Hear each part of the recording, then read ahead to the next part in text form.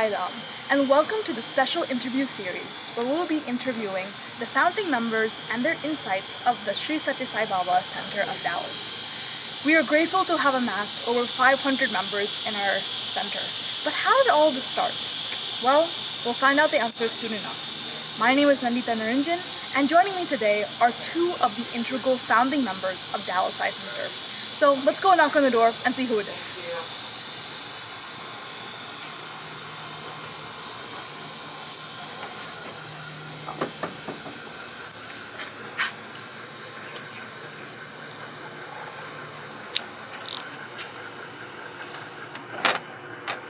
Sairam, Auntie!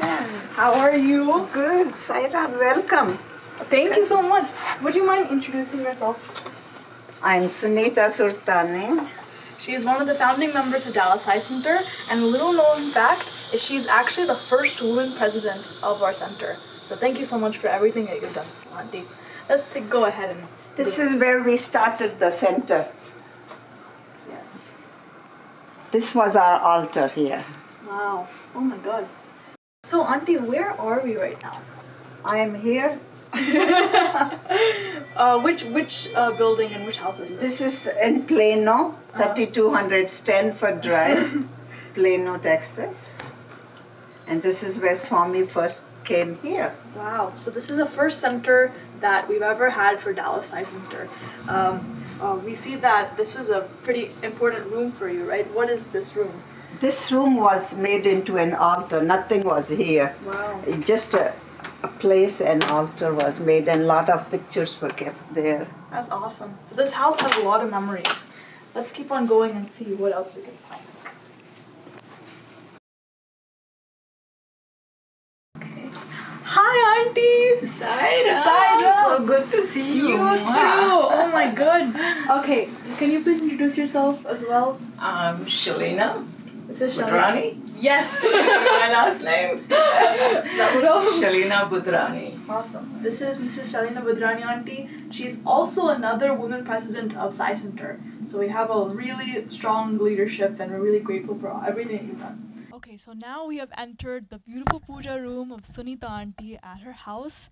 Taking a look around, there are so many different beautiful pictures of Swami as well as many other gurus that's entered both her and Shalina Auntie's life. Auntie, how many years has it been since you've had this puja room?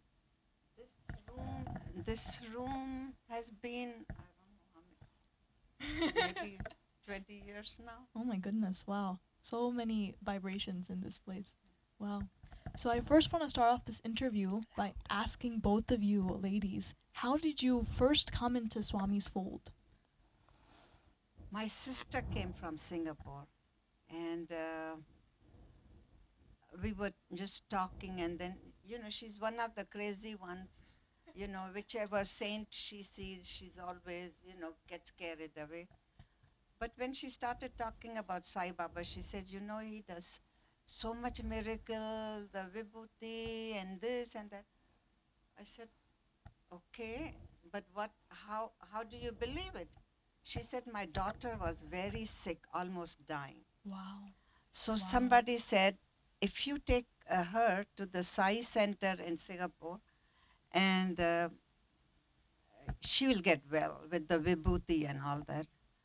So then she said, I picked up the book. She brought a book, and I said, okay. And the book was kind of green color with Baba's picture, not very good looking. And I said, oh. But then she started talking about how the miracles happened with some of our friends, relatives I knew. She said, so-and-so Pratap, he cut a coconut and the knife struck his palm, and he said, Sairam. The blood was there, but there was no mark. Wow. Then she said, another auntie, she was not very well off. She said she made the halwa and she took it to the temple. And she said, I didn't even have anything to decorate. And when she opened it later on for serving, there were all petals of roses and things like that. So then I started getting, interested in listening more and more. We must have talked from 10 in the morning till 5 in the evening, just talking about it. The main attraction to me was the one thing she said, there's no difference in any God. He believes in everything. The bhajans are sung from Guru Nanak, Ganesha, Shiva, everything. And that really caught my attention. And I said, I have to go and see this guy. She had come here so that I can go and visit my parents in Singapore. I said, where is he, this guy? She said, he's in Madras. And then she went on carried away. She says, if you go to Madras, you go see Sathya Sai Baba, you must go to see Balaji temple and make sure you take a bath under the Pap Nashini. Things. So I said, okay, now how do I go to India? You know, I told my husband and he said, no, no India. You know, you just go and see your parents in Singapore and that's it. But my mind kept on going, I have to go to India. How do I do that? Finally, my trip was there and I came to, I was in the flight thinking hard, how do I go to India? Then the thought came, if you ask your father to go with you to India, your husband cannot say anything. So I went to sleep. I reached 5 in the morning in Singapore. My mother gave me a tea and she said, you know what? Your father has never taken a break. Why don't you take him to India? I will pay all the tickets and everything. And she moved the cup front of me and she says, I will pay for everything. Just make him go with you. I said, okay. And my father came and I said, Dad, you want to go to India? He said, sure. But my passport is all expired. I said, how long is it going to take? He said, couple of days. So the trip came. And I said, make sure you buy the ticket via Madras. Well, I want to stay there for 1-2 days and then we'll go to Bombay. Okay. We reached Madras. One of his friends brought the car and everything. And he says, what would you like to see? I said, I want to go and see Sathya Sai Baba. I want to see not Sathya Sai Baba, I want to go and see Sai Baba. He said, Sai Baba is not here. He's near Pune, Bombay, Nasik, something like that. Sai Baba is not here. I said, no, the one with the big hair and everything like that. He said, that one is not here. He's in Madras or somewhere, in Bangalore. You have to go to Bangalore to go and see him. I was very disappointed. And then he said, where else would you like to? Oh, I want to go and see Balaji temple. He said, even Balaji temple, you don't have that much time because it takes almost 2 days to go there, get the darshan, come back and everything. You cannot do that and you are leaving already in 1-2 days time. You won't make it. He said, okay, your brother is here going to get married. Come to get married. After he gets married, then you come back here and we'll arrange the whole trip and everything. I was so disappointed. I was in Bombay for a long time. The only one person I had, one of my friend, knew about Sathya Sai Baba, nobody else. So I would ask things, talk about it, she was learning bhajans, we would talk. My husband got hold of me in Bombay. He said, you better get back here right now. I said, but I've left the ticket in Singapore. He says, I don't care. So I said, okay. I went to inquire for the ticket. It was 1 lakh something ticket to USA. And I said, no way I'm going to ask my father. Let's see. In the meantime, in the same building where my friend was, my husband's aunt lived there. Her son had moved to Bangalore. So I asked her, can we call him and see if Sai Baba is in Bangalore? The ticket which I was booking, when I went to book, they said, you have to stay one day in Madras. You cannot just fly out. So I said, okay, let me think. I went back home and called Bangalore and found out he was in Bangalore. And I said, let me know if Baba is there. So he says, yes, Baba is visiting Whitefield. So I went next morning and booked my ticket for Bangalore early in the morning and then fly out next day to Madras and catch the flight. So it just worked out fine. When I landed, when I went to tell my friend, she says, oh no, don't get too excited. You're leaving on Wednesday. Baba does not give darshan on Wednesday. He comes out only on Thursdays and Sunday. I said, never mind. At least I will know exactly where to go next time. So I want to go. Same thing happened when my cousin came to pick me up at Bangalore. He said, don't feel sorry, I don't feel bad, but I don't think so, you will get to see Baba. I said, never mind, just take me there. We were there and we were hardly any, few people in Whitefield. And in the meantime, I had bought a whole bunch of pictures and pendants for the children and everything. Oh. And we went and sat in the line. For sure, exactly at 5 o'clock, Baba walked out from the gate.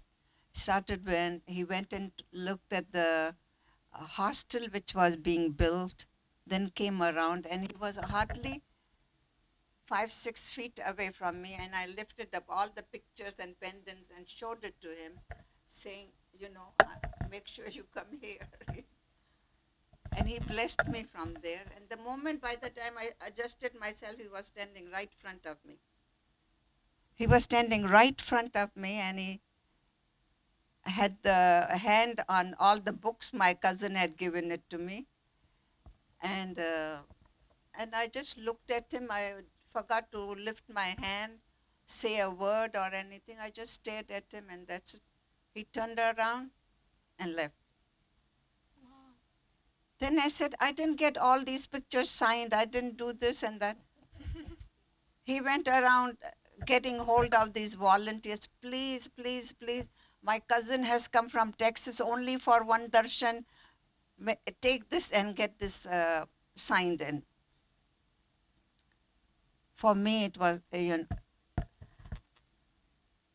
one agreed and took it. And he says, let's see.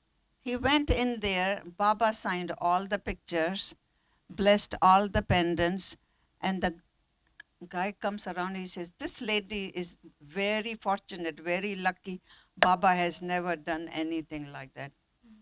Well, I had just gone to see him. I wasn't expecting any kind of miracles or anything like that. So even when he said how lucky I was, it didn't hit me hard. But I loved the bhajan so much. Next morning when I flew to Singapore, it was Thursday. So I told my sister, let's go to the bhajans. From airport, we went to the bhajans in Singapore, Sringanu Road.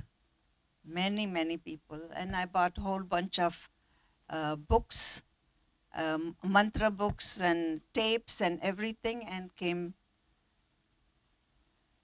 home, got the firing from my uncle. We were so late. Anyway, when I flew back, all I wanted to do is start the bhajans or do something with, When I was in the flight, one gentleman saw me reading Satyam Shivam Sundaram book, and he came and he said, are you a Sai devotee? I said, no, I just went to see him. I'm coming back. And I said, are you a Sai devotee? He said, yes. I moved because that time the plane was empty.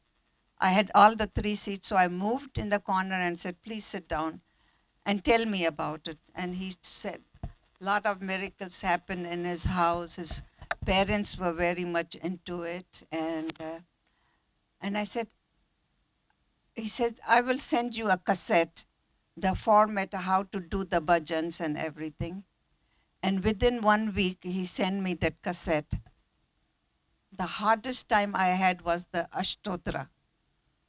I used to have a retail shop. I used to sit there, play the tape, and listen to those Ashtotras, which I couldn't even pronounce it. Anyway, Shalina, Jyoti, everybody who, we're going to have bhajans, come please this day, that day. And nobody, one or two will come. And then the time passed. Then I said, I'm waiting for these people, they are not coming. Let me just play the tape and do the bhajans myself. So I started doing that. Time went by.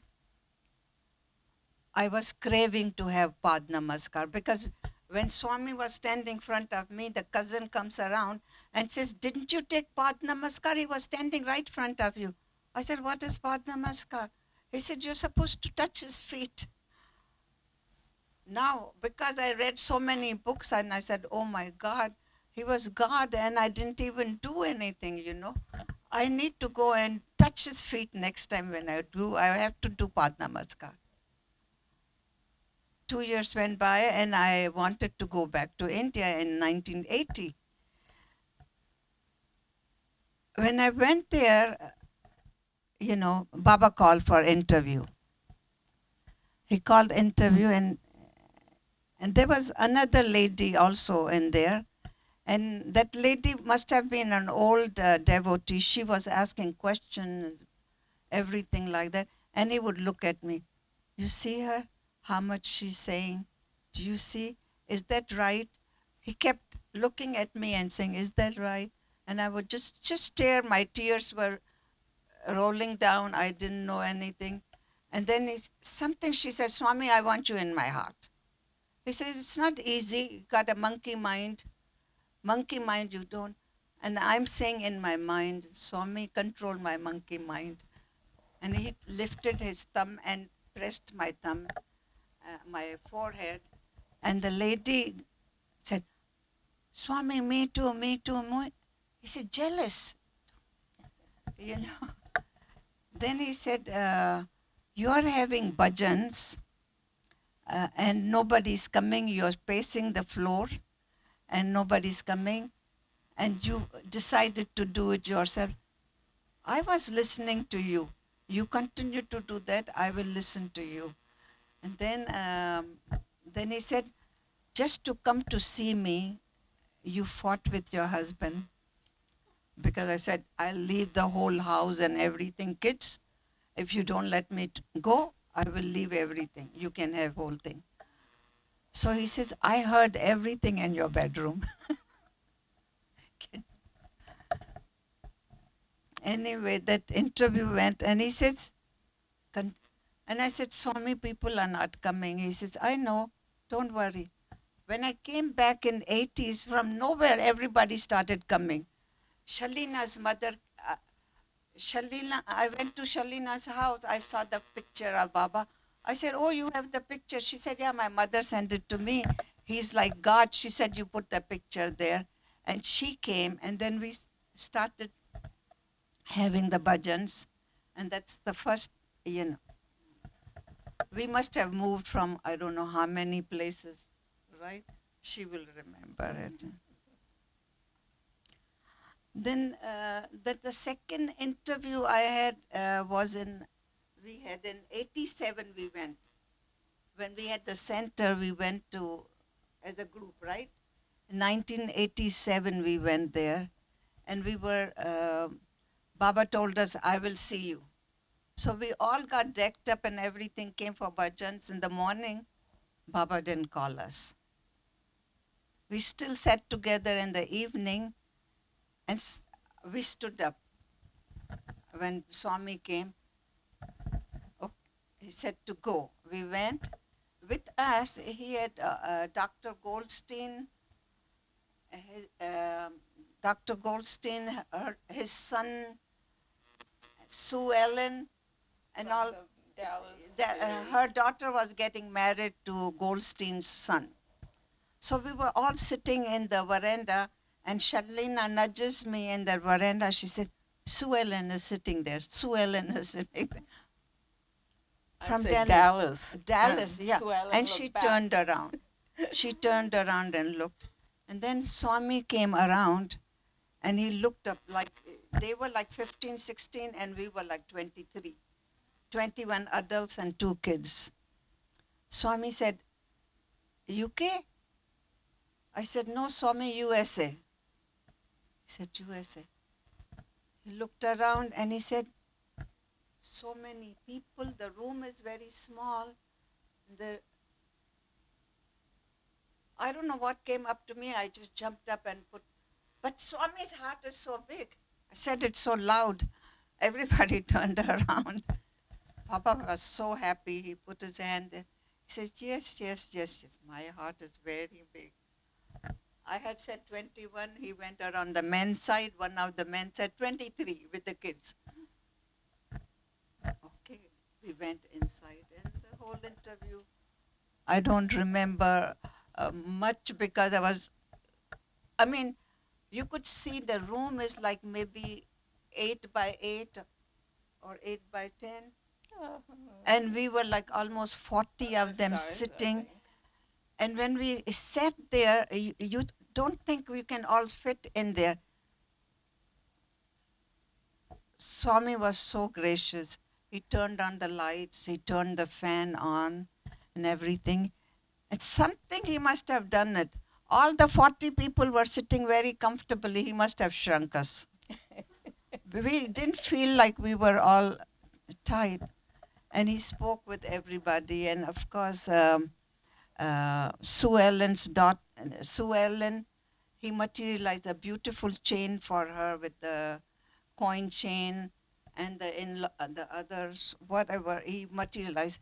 And we were just watching. I don't think, did we say anything? Yeah, he turned any questions? Any question, yes. And I had to muster up courage, This is my first time in an interview room. I said, Swami, tell us more about meditation. Very good question, he goes. And then, of course, he expounded on it, and contemplation, concentration, contemplation. Yeah, I'm sorry, I don't have the sequence. And concentration, contemplation. Concentration, contemplation, and then meditation. So I wanted to ask a general question so that everybody can benefit. I didn't have to sit and ask, family stuff, he knows everything. By then I was convinced. So this was a more needed question. And I believe it was this interview that there was one elderly lady, one of our members, senior members, American lady. Her name was Mary. And she had to collect enough money to join us. She couldn't come with the original group. And so she came a few days later.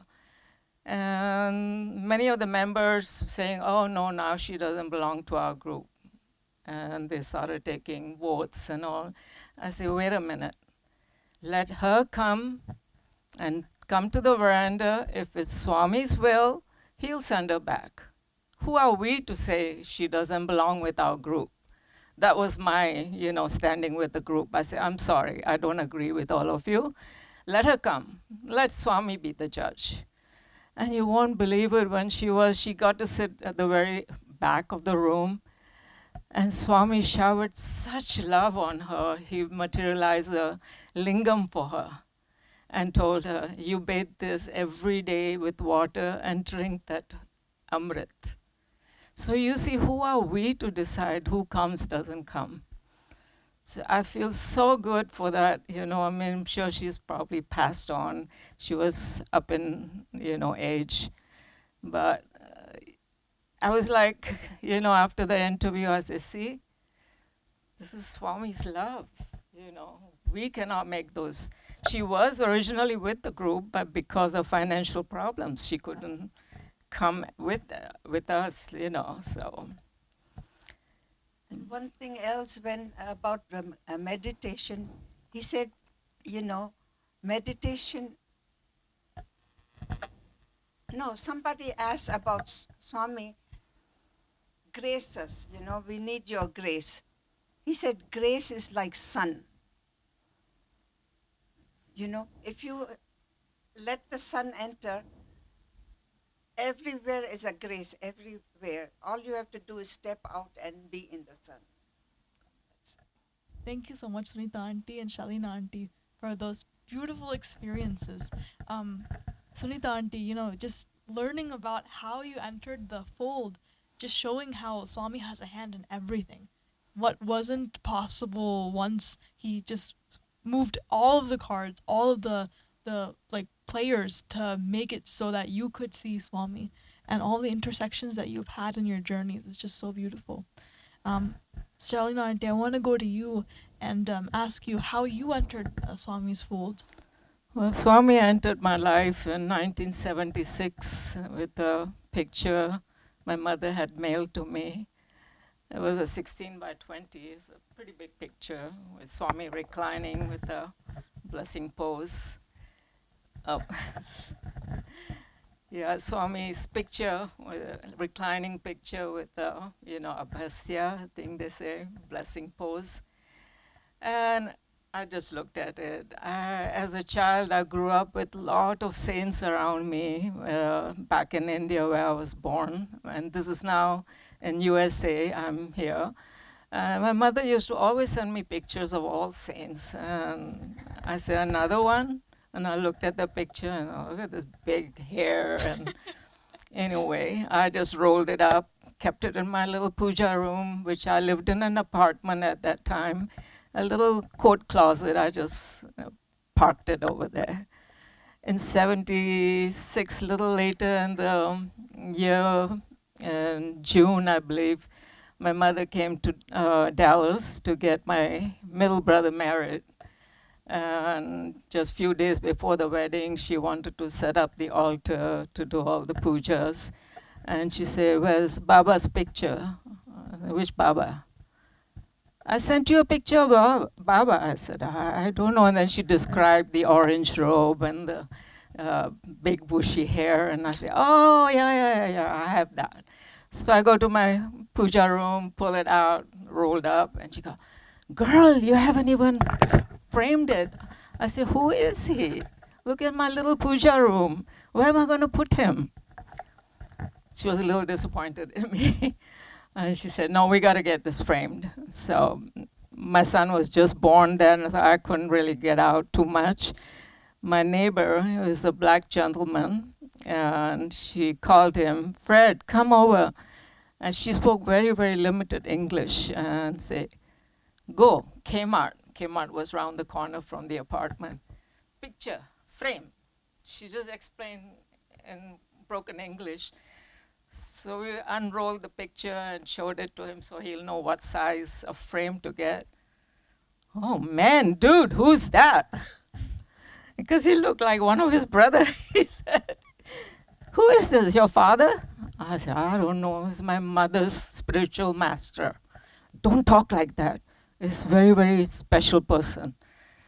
Of course, we left it at that. We got the picture framed and, you know, finally Swami made it to our altar. That's the picture Sunitha probably saw. And I asked my mother, I said, who is he? Tell me a little bit more so I can, you know, build some faith in him. And she said she went for his darshan in Whitefield. And she heard a lot of things about him. And she challenged him in the darshan. If you say you are all forms of God, you know I'm a Krishna devotee. Give me some sign. And she was like pretty far, not anywhere close to Swami's area. And she had her hands folded. And she said, when I opened my hands after darshan, there was kumkum in my hand. It's sindoor, she called it, because Krishna devotees call it sindoor. But most of us are used to kumkum word. She said it was such a sindoor that never wiped off even after a week. It was some special sindoor. And she said, I'm convinced he's somebody really, really special. So that's how she told me. And then Sunitha comes back from India. She tells me a little bit more, shares her cassette tapes with me. And more stories, started taking place. And then my desire to see Swami grew. And I used to, when my mother moved back permanently to Dallas, she closed house.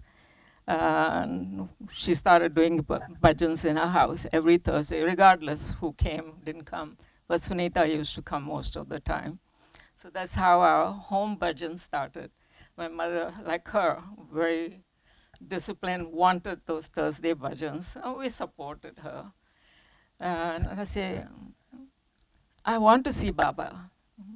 How do I, go about it? I asked my mother. She goes, you know what? Every time you come back from puja, you get these flowers that are blessed. Put one under your pillow. He will definitely show you a sign. I trust her. Everybody trusts their mothers. They follow everything they say. So I brought some flowers back and I put it under my pillow. That night I had a dream.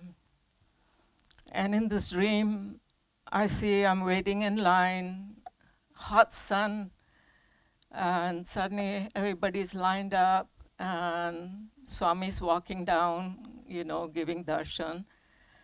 I've never been to Puttaparthi. This is just in my dream, my desire to see him. And when he comes close to me, I say, Swami, you look very exhausted. Let me get you a glass of water.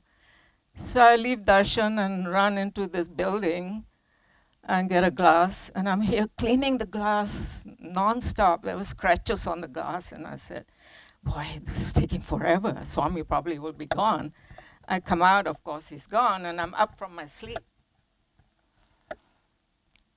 I didn't know what to make of that dream. But within months of that, my trip to Parthi took place. And when I come to Parthi first time, this is when we had three of us took this pilgrimage.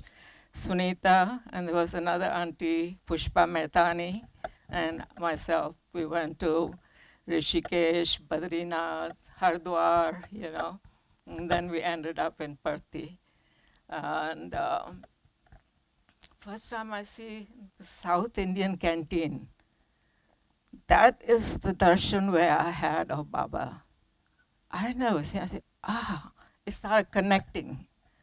So this is the South Indian canteen. I was standing right there. I went to the kitchen, which, where they have glasses and all. Not a kitchen, but where they serve the meals, and then there's always glasses parked over there. But the dream, I had to kind of say, you are trying to tell me something. And I feel it was like, cleanse yourself first. You're not ready to have my darshan. That's what when I shared the dream with somebody, some kind of cleansing. So I guess when the cleansing was right, ready, that's when he called me to Parthi. And at that time, I'd asked my mother also in the past, I said, how do you pick a guru? She said, no, the guru will pick you. Don't worry. But she said, it's important to have a guru in your life.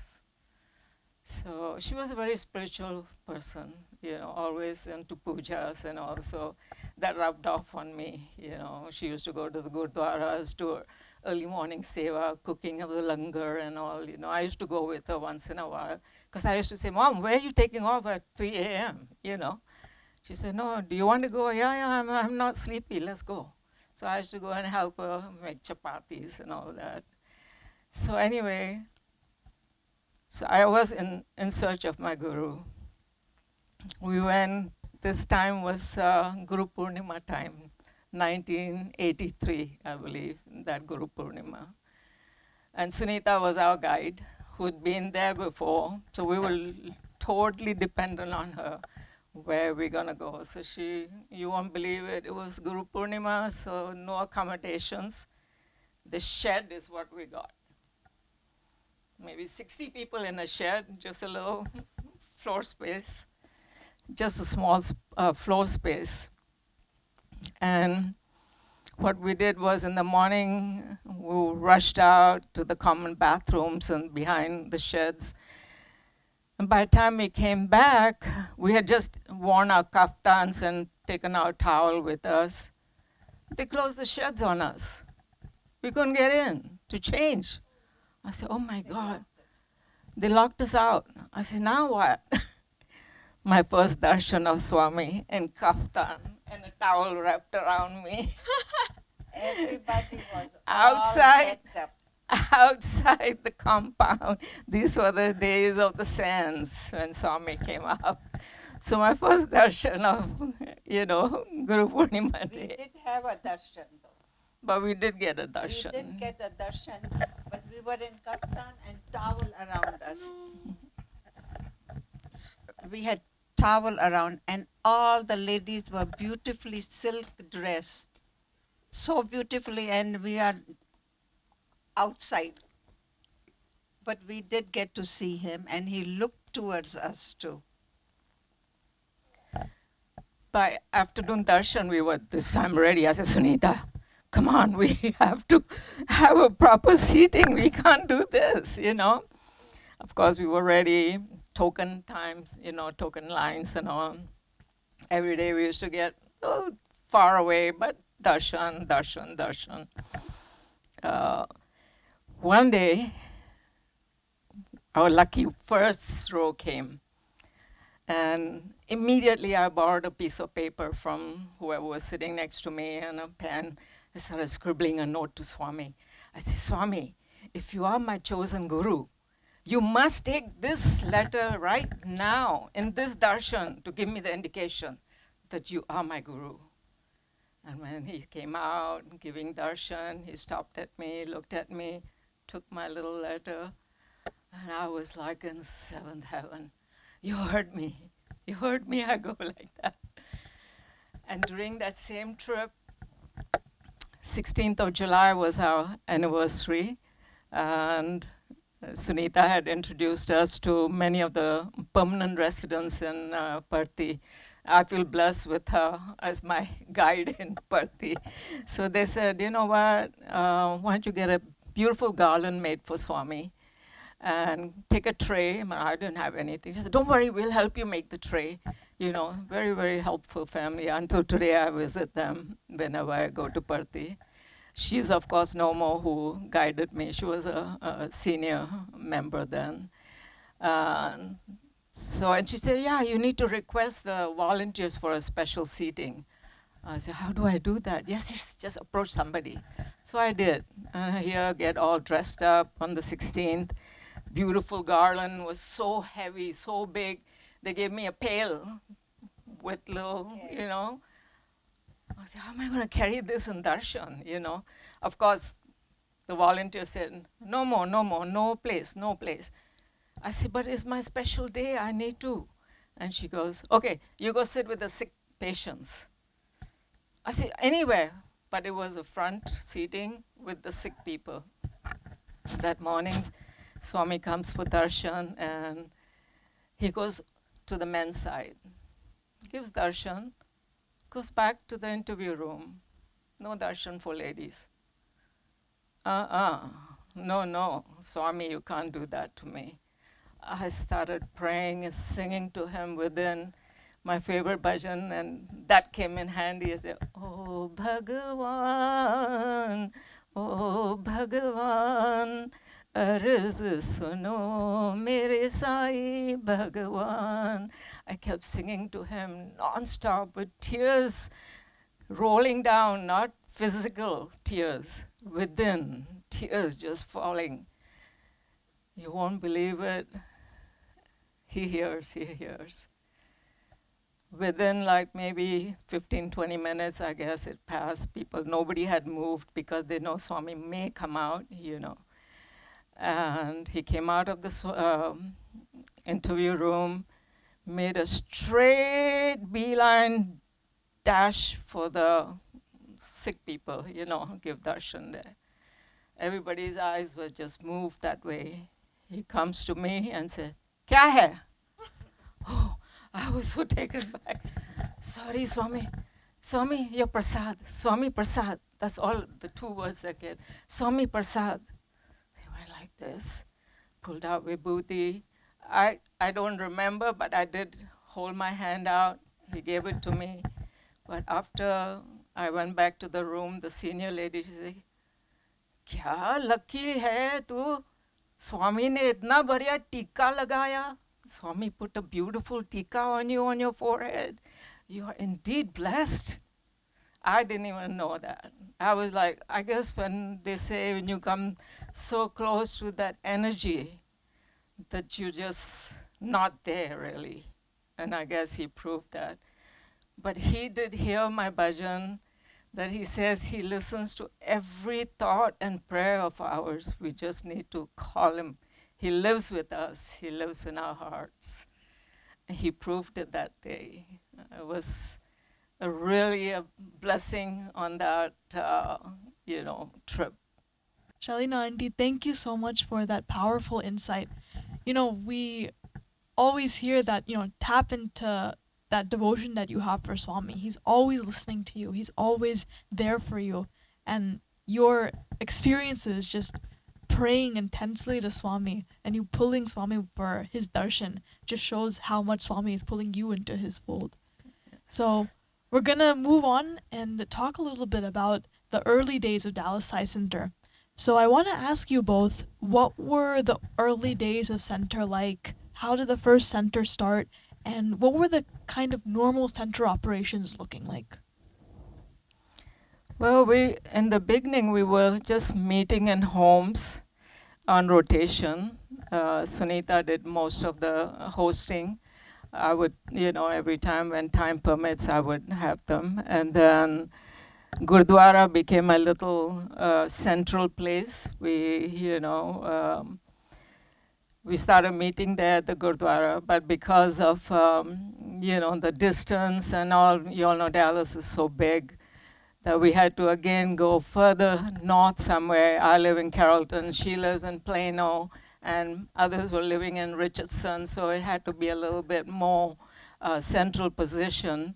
So our first center where we were actually recognized was on Hillcrest. It was a privately owned estate. And the lady kind of believed, and I think believed in Baba, and she let us use her hall at the bottom. And so we started to meet, and I don't have the physical address, but I remember it was off of Hillcrest. And Mr. John Evans, he finally came in and brought all the guidelines for us to be recognized as a Dallas Sai Center. A lot of guidelines were given to us, and in the past we were just, meeting. We didn't know too many bhajans, so every month I would type up with the little typing skills that I had, a bhajan sheet, and we would just repeat the same bhajans for the whole month. But in the meantime, we were all learning, and we knew, more bhajan leaders will come. So in the meantime, we just satisfied ourselves. I don't know when, but I must take a moment to recognize Uma and Sheshagri Rao. They were really, very disciplined, who formed the center with their hard, dedicated work. In fact, they're the ones who started the Bal Vikas for us, seva opportunities. We were our first seva to Austin Street Shelter, Castle Manor Nursing Home, where we went once a month to play bingo with the members over there, give them little, toiletries as gifts. And then visiting other nursing homes as Balvika's 6th week. We'll take our children there. And so we owe a lot. The Dallas Eye Center owes a lot to the first formation and the dedication of this couple. And of course, later, Gunturi uncle came, Ram uncle came, Vijaya. Oh, there's so many. Chandra, Ganesh uncle. I may be missing many, but they were all instruments of Swami. And I remember moving every, I would say, 6 months to a year. You know, we never had a permanent place. I kind of went back in time and tried to remember once the lady couldn't host us anymore because our congregation was growing. But she did allow us one 12-hour bhajan there. We stayed overnight. The kids had a ball. You know, they stayed upstairs and had their own little play area. So our first, and then I think from Hillcrest we moved to another church. I think it was off of Independence, but everything was up north. We lasted a little while over there, and from there we went to the First Baptist Church on Beltline Road, Beltline and Campbell, I remember. After that, you know, they sent us off, and there was another church, I forget, but we used their little, I think is the basketball area where, you know, we used to have our bhajans over there. But our classes, you know, our kids were all coming in, more and more kids. So at this point, we have a little turmoil in the center. You know, politics always take place. And anyway, so, but we made sure that, you know, our Bal Vikas was not affected. And we continued. And on one of my trips, I was in Parthi while all this was happening. And my husband, Shalina Budrani, he came in late into Swami's fold, but once he came in, he was just 100%, full of seva. He wanted to be there. He was not much of a bhajan, you know, person, but he did seva quietly in the background. He enjoyed that. But he gave me a heads up. He goes, Shalina, you're needed back, and I think they're gonna elect you as president. I'm no candidate for president. I'm sorry, but that's all I've been told. I just want you to be ready.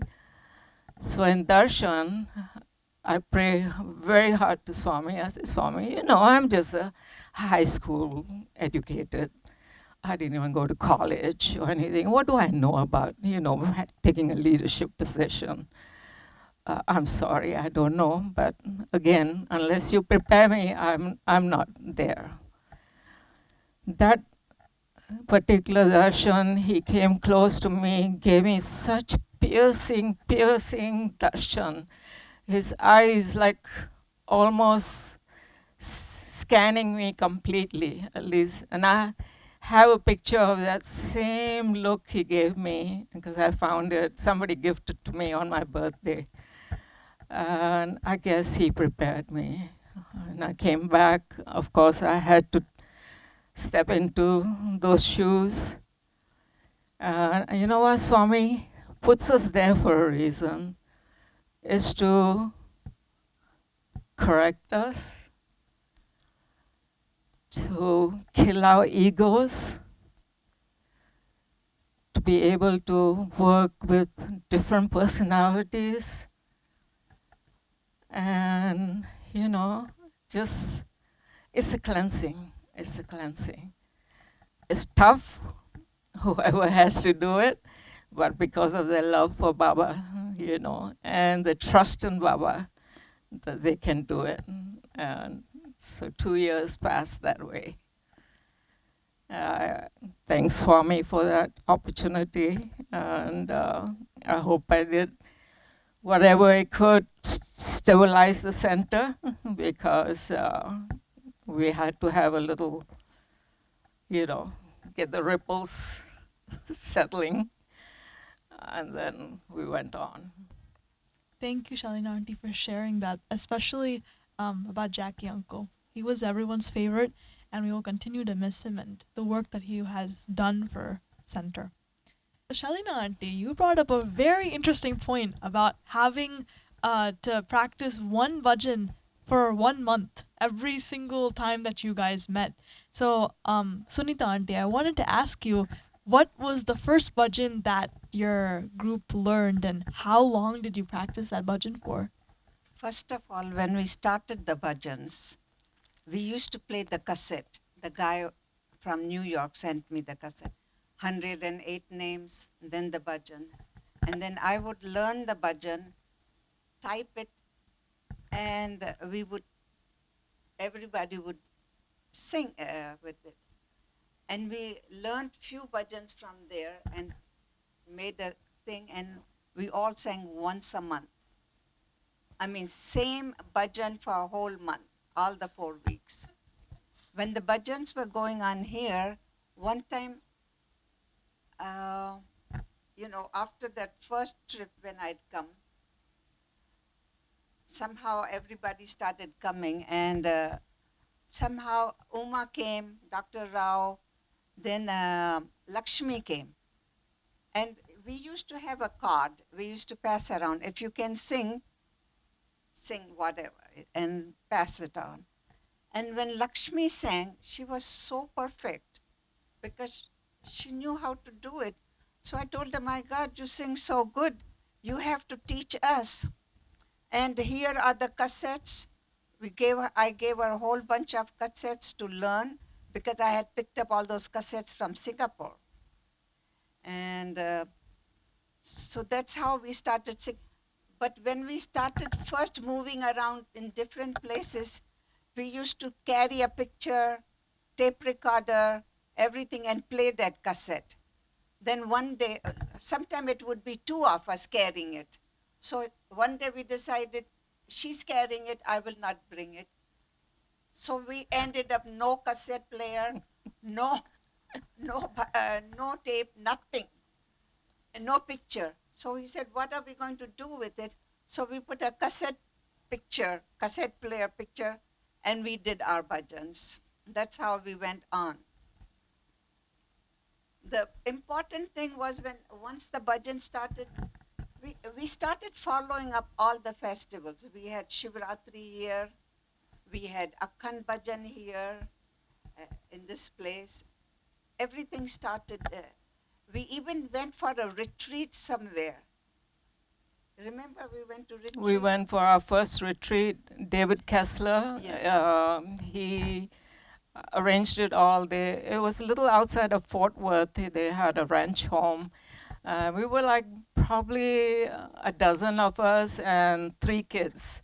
Sunita's one, my daughter, my 2 kids, so 4 kids, and Pushpa Mehtani's daughter. So 4 kids for the retreat. And after 2 days of retreat, we were on our way home. We were packing, and you won't believe it. As we were in the driveway, David's mother shows up, and she had just returned from Parthi. And she said, and David said, we just finished the retreat. Mom, you're just in time. And she said, wait, I have something for each one of them. She opens up her bag and gives us a book each, one of Swami's books. The one I got was At the Feet of Sai. And I said, okay, I have to read this. And she had exactly that number of whoever was at the retreat. I mean, adults. I mean, that was amazing. So obviously, His grace, there's no questioning there. And when I got that book, I went home. The next day, I started reading it. I couldn't put it down. I read the whole book. I'm a very slow reader, but that book just turned me. I used to partake of meat in those days. And when I read that book, there was a chapter on the slaughterhouse. That was it. That was my turning point. No more. I became total vegetarian. Uh, Every now and then they'll say, oh, eggs and cookies and all. I say, so I look forward to like Monday and Thursday. I have to be very strict because I was a Shiva follower and Thursday was Baba's day. No, no, no, that may have eggs in it, cookies and cakes.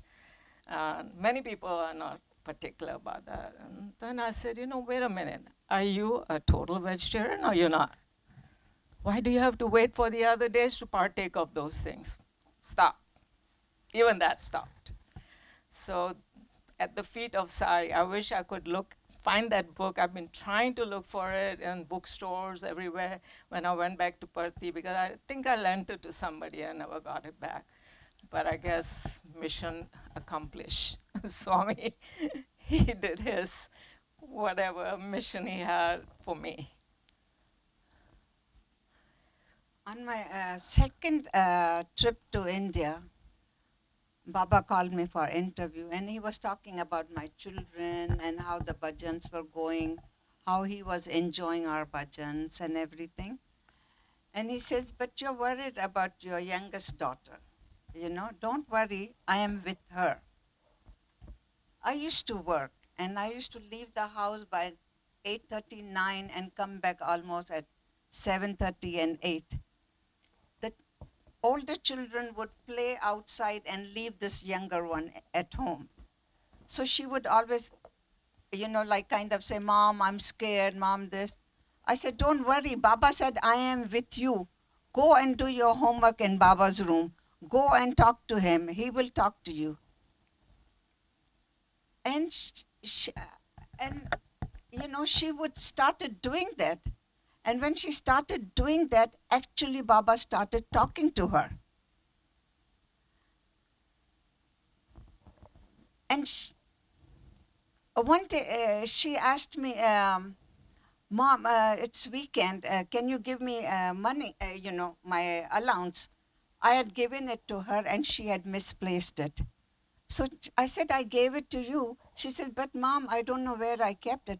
I said, I told you when you do things like that, you go ask Baba. He knows where it is. She said, but give me now. And then I will ask Baba. And when I came back in the evening, she said, you know what? Here is your money. I said, where did you get? She said, I did the same thing, what you said. I went and talked to Baba. He said, go look in your bedroom. But the way he said it, it sounded like bathroom. So she said, I searched the bathroom, I did not find. So I went back to Baba's room and I said, it's not in the bathroom. He said, it's in your bed. Well, she did not find it. Went back again to him, where is it? He said, you didn't look inside the pillow. So she found the money inside the pillow. And since then, then the next time she had the test in school, she forgot the paper in her friend's house. And she told me, Mom, I left my papers and I have a test. I don't know. I said, now you know how to talk to Baba. You better talk to him and find out. So next day when she did the test, because she was really slow on studies, when the test was done, she was praying to Baba, and Baba was answering all out of 30 something, maybe she knew 5 of them, and she got that extra question also answered. She got 105 on that paper. And she came next day, she said, you know what? No, when she said, I hope my teacher says the highest, who gets the highest and the lowest. And I'm so afraid, I hope he has done the right job. He gave me the right answers. And when she brought it next day, when the teacher announced Sanju got 105 instead of low marks, so she started, and when we had one time here, Shivratri bhajan, and we asked Baba, what should you do? Because it was weekday, and people have to drive from all over, Fort Worth, David used to come, so many people would drive out. And I said, should we have it for 6, the whole night, 12 hours, or what to do, So I said, ask Swami what he wants us to do. So she asked Swami, and Swami said, do whole night, I will be listening. And in the meantime, while I was asking her a question, I told her, see what Swami gives you a message. I'll make a nice hot chocolate for you. You ask Baba what to do. And she started writing. Like she was familiar with Jesus, Krishna, now Baba, everything like that. So she started writing, God is love, Krishna is love, Jesus is love, gone the sun, God is one. She wrote down, that was the message. So, like God is one, like even I was kind of little, I said, what does it mean? She says, Mom, when everything will go away, everything is gone, God is going to be the only one there. That kind of an answer from a 9-year girl was kind of a surprising. So we all, like anytime we missed anything, all one time she couldn't find, like so many things happened, and she would come and lie down because I would work whole day, and Sunday was the only day they will all crawl and lay down with me. And she said, you know what, Mom, when Papa talks, he's got an Indian accent. I said, how do you know it's he? She said, yeah, it's he. I said, how does the voice sound like? She said, it's my voice, but I'm not the one talking. It's not my. Okay. So many different things happened with her, like a lot of things. And then one day she says, Mom, I really don't pray. I don't want to ask any more favors from Baba. So don't ask me anything anymore. And it stopped. I So a like lot to of things share. have happened here.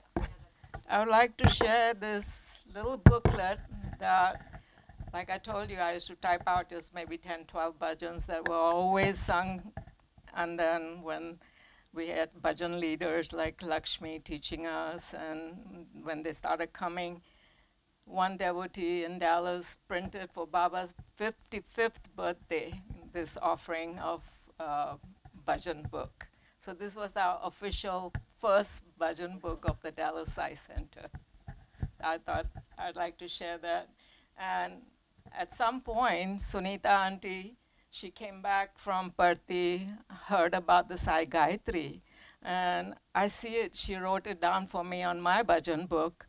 It's in her handwriting, and also the ending prayer, Om Tat Sat. I mean, she used to guide us on all these things. So they're handwritten over here, and some, as new bhajans were being introduced that didn't make it in this book, we're handwriting them so that, our, bhajans could be more and more.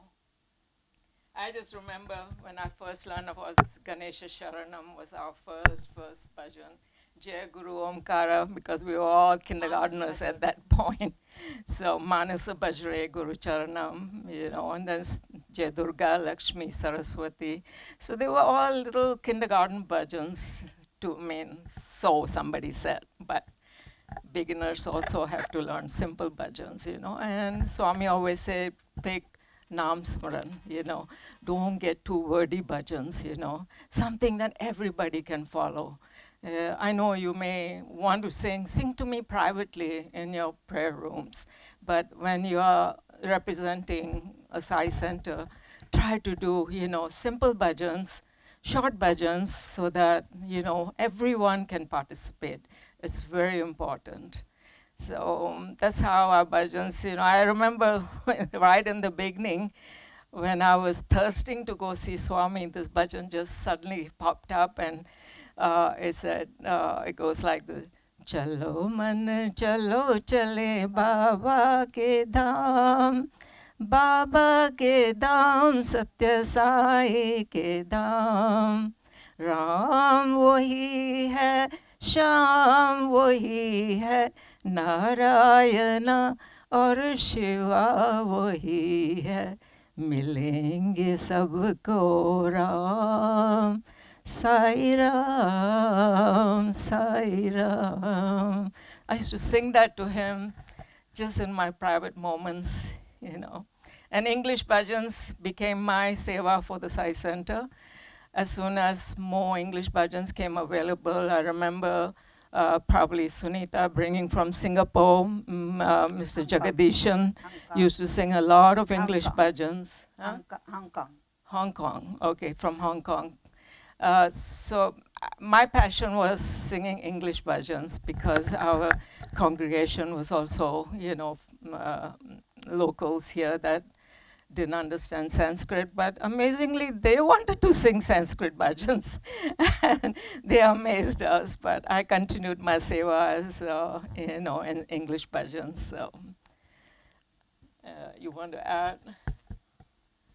Well, a lot of things happened, and then I got into Lalita Sahasranamam chanting. And I would take the book every time I took a trip to India. I would be practicing Lalita, because for me, Sanskrit was very hard, and especially the mantras, which are so long. Anyway, I used to go and read while Swami would go inside the interview room. I would be reading Lalita Sahasranamam. And then she planned a trip for 17 No. of us to go. One day, I we went there. That's where the one of the pictures. Uh, one of time I was chanting Lalita Sahasranamam in the line waiting. Baba came and picked us. He picked up Nalini, and we all went with her. And when we were in the small interview room, I started, like after Baba started taking few people in the private section, to talk, and I would open the book and start continuing the mantra. And Baba would come out, look at me, and look at the book. He would say, "What are you doing?" And I would lift up the book like that. So, I decided, like God is sitting there. Lalita herself is sitting in the, not even 6 feet away in that other room. Let me just continue doing it. And he took our group the last, after I had finished up the Lalita Sahasranam. I think it was all his grace. After that, I can chant it by heart. Whole Lalita Sahasranamam, I can chant. It's all his grace. And then we decided to take a trip. I said, since everybody, it was the 75th birthday of Baba, 2000. And so we said only the USA, ladies from USA. So whoever friends in California, here, there, we passed the word. I made the cassette because we used to learn certain way from Revti, Srinath. And the only way I learned also was Srinath way. And I sent the cassette, this is the way we are going to say the tune. Everybody, like they would say, no, this way. I said, this is it. If you want to join in, this is the tune we are going to play. And of course, we wanted 75 ladies. But by the time we went from here, we were how many? 17 of us from Dallas. 17 from Dallas. And from 17, I think 7 of us went together from here. And we took the trip to Shirdi. We went to Bombay. We went Sudha Ghate and Chandra and what's And her we name? went to see. Asha Venkat. Yes. Asha Venkat, Chandra, everybody. We went there. We went to Shirdi, and we could not get the accommodation. Then we knew Narayan Baba. We somehow got the rooms, and they allowed us. We would practice outside the thing, and we will chant Lalita Sahasranam. Finally, they gave us to come and sing inside the mandir, and we sang twice inside the mandir, and we got the early morning darshan. Everything went so well. We took a trip to Trimbakeshwar and had a really nice time, and then we ended Have a up. Pandurang temple and Near Nasik somewhere, I No, think. we went to Trimbakeshwar. There's no Panduranga. No. Uh, I remember So we went, first time seeing Pandurang, we had kind of a Maharashtrian. tour Yeah. before going to Baba's place to chant. And of course, when the chanting was done, like we were 3/4 done. Oh yeah, I stopped at Icha Shakti, Gyan Shakti, Gyan Shakti. I cannot forget that Swami just, okay, 3/4. right there. So after the darshan, after chanting up to there, we didn't want to leave it incomplete. So all of us again met in the little area across from the Punjab canteen. There's a little grassy area. The Uh, yeah, the Gayatri.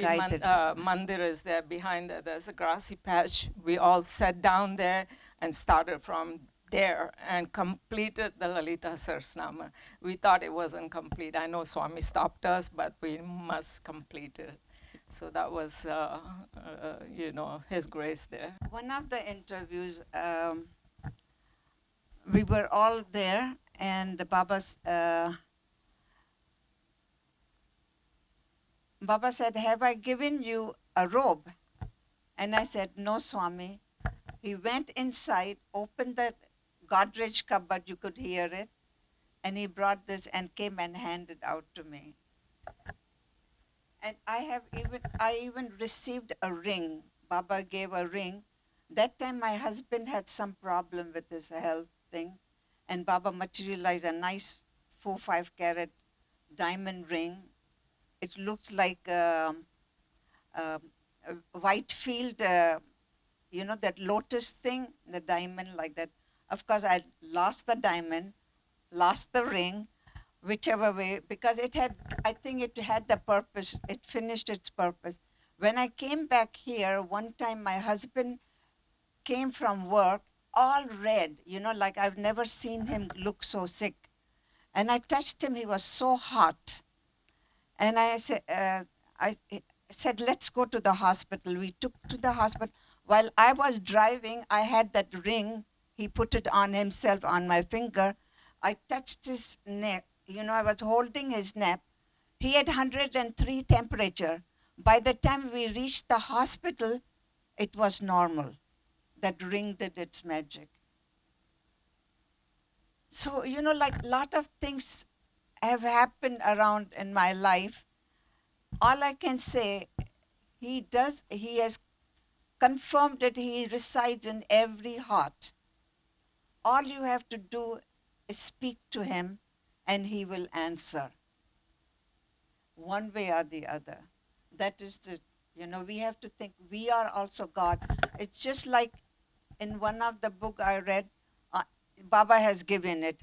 I am God, I am God, I am not different from God. I am the infinite supreme, the one reality. I am Satchidananda. I am love, I am truth, I am peace eternally. I am ever pure delight. I am full and far. No fear or grief can ever touch me. I am Om Tat Sat Om. I'm Om Tat Sat Om. So we are all one. Only we have to realize that He is with us. As long as we realize we are also like Him, but we have to, do certain work and really, really believe that He is with us. That's all. The new generation has to feel this. That's what I'm saying. And of course, unity, love is very important. And seva is the main thing, helping out wherever, whenever is the.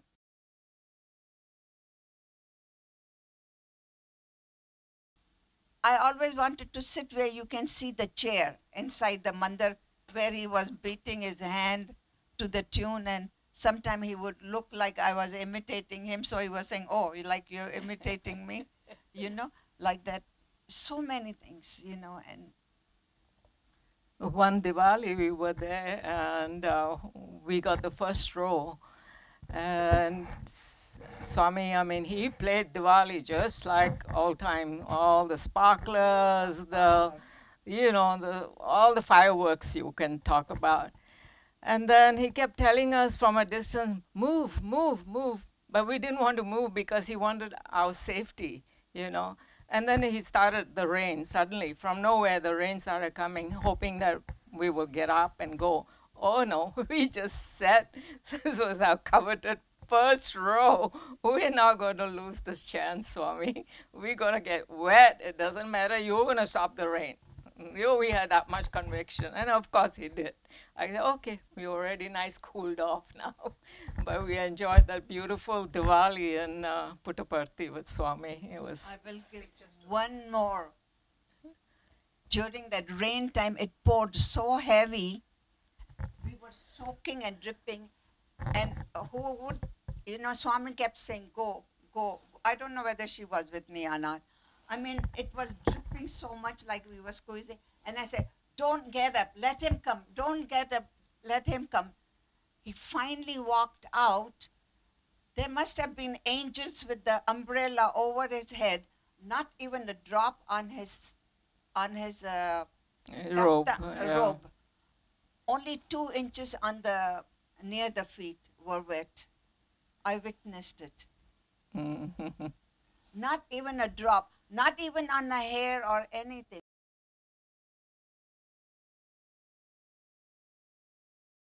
How we used to take our Balvikas kids for Parthi plays. And we had a beautiful director, let me never forget his name, Prakash Uncle. He used to really, really prepare the kids. And beautiful writers too.